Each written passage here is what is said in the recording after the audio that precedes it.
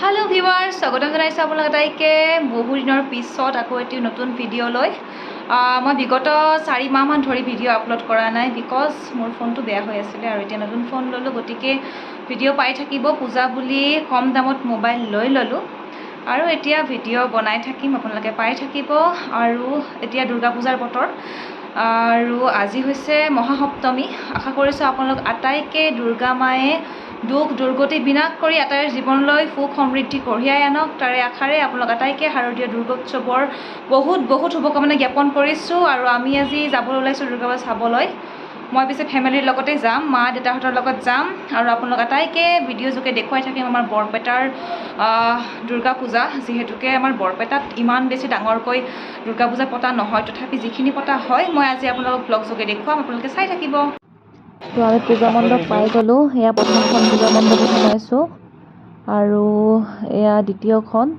আচলতে পূজা বুলি ক'লে দেৱীৰ মূৰ্তি প্ৰতিমাবোৰ একে খালি সাজ সজ্জাবোৰ বেলেগকৈ বনোৱা হয় আৰু এইখন সম্পূৰ্ণ বাঁহেৰে নিৰ্মিত এখন পূজা মণ্ডপ এয়া সম্পূৰ্ণ বাঁহেৰে নিৰ্মাণ কৰা হৈছে আমি পাতি বুলি কওঁ এয়া পাতিৰে নিৰ্মাণ কৰা এখন পূজা মণ্ডপ খুব সুন্দৰ কাৰিকৰী আৰু এইবোৰ আচলতে বনাবলৈ বহুত সময় লাগে বহুত কষ্টও হয় খুব ধুনীয়াকৈ বনাইছে এই মণ্ডপখন আৰু মানুহৰ পুৰা ভিৰ কোভিডৰ পিছত এনেকৈ ডাঙৰকৈ পূজা হৈছে গতিকে আটাইয়ে আহিছে দেৱীৰ আশীষ ল'বলৈ আৰু লগতে আমিও আহিছোঁ আৰু আপোনালোকক দেখুৱাই আছোঁ ভিডিঅ' যোগে চাই থাকিব ভক্তৰ সাংঘাতিক ভিৰ লাগি গৈছে ভিতৰলৈ যাবলৈ বহুত কষ্ট হৈছে তথাপি ভিৰবোৰ হেঁচি ঠেলি গৈ আছোঁ দুৰ্গাৰ দৰ্শন কৰিবলৈ আৰু এয়া ফাইনেলি দেখি গ'লোঁ মাক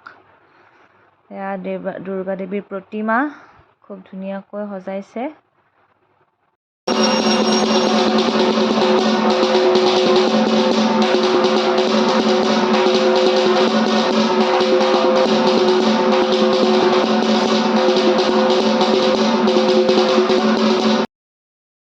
এইখন অন্য এখন পূজা মণ্ডপ এইখন আকৌ বেছি আটক ধুনীয়াকৈ সজাইছে মুঠতে প্ৰত্যেকখন মণ্ডপৰেই নিজা নিজা সুকীয়া এটা স্থান আছে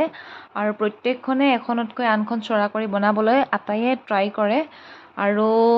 ইয়াতো সাংঘাতিক ভক্তৰ ভিৰ তথাপি হেঁচি ঠেলি দেৱীৰ দৰ্শন কৰিবলৈ আহি গ'লোঁ আৰু এয়া চাওক সাংঘাতিক মানুহ মাত্ৰ 3টা দিনৰ কাৰণে ইমান বিশাল আয়োজন কৰা হয় দেৱী দুৰ্গাৰ আৰু ইমান ধুনীয়া ধুনীয়া প্ৰতিমা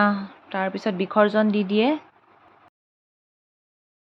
চাওক পূজাৰ বেলুন পূজা মানেই বেলুন মানেই পূজা